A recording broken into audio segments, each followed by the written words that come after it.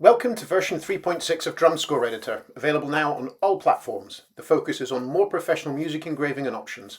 Here's some of the bigger features. First up is automatic spacing of notes in the way traditional music does it, instead of the prior duration-focused layout.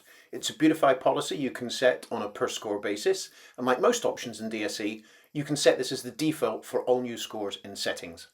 Complementing traditional spacing is standard music layout. Access the advanced options in the new score wizard and choose how you want your clefs and time signatures shown, and then generate your score. Here you see that the pickup notes, the anacrusis measure, is now located within the repeated section of each part, as is expected in more common music notation. You might decide you don't want the clef on every line, so you have more usable space. Back into score properties and remove it. And as usual, undo can put everything back if you change your mind.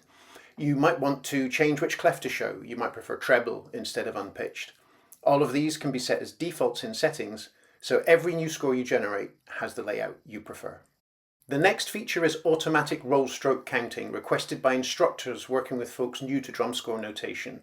Enabled in properties, this will show the notation and how it maps to what we call 5, 7, 10 stroke rolls, etc.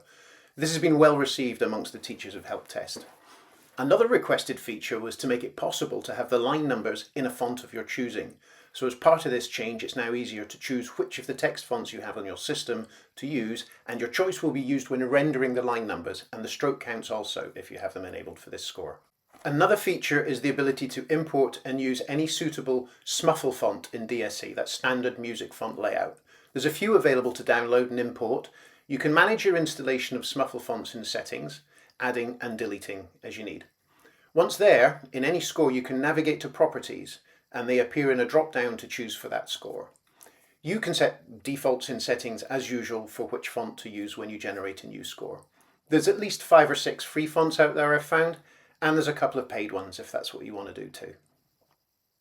Time signatures next. This new feature is accessible from the right-click menu, allowing you to specify a time signature in any measure, placing it where it should be at the start of the measure and adjusting the spacing to accommodate.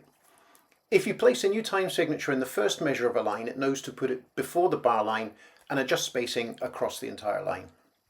Next, you may have noticed a change in the way settings feature is laid out. It was getting too complex and clunky and wasn't very clear which were options for how the application works locally in your system and which were the defaults for the new scores you generate. Adding in the new Smuffle library management meant that something needed to change, so it's been given a facelift. All the prior options are in there and should be more logically presented than before. Here's a clip from the Windows version of DrumScore Editor. The file dialogues have been switched to the more modern Windows ones, so those with high-resolution screens, they don't get that tiny text anymore. Okay, there's a lot more in the way of features and bug fixes you can see online at support.drumscore.scot/releases, or from the help menu once you've updated the software. The release notes are available in all 3 of the supported languages in DrumScore Editor.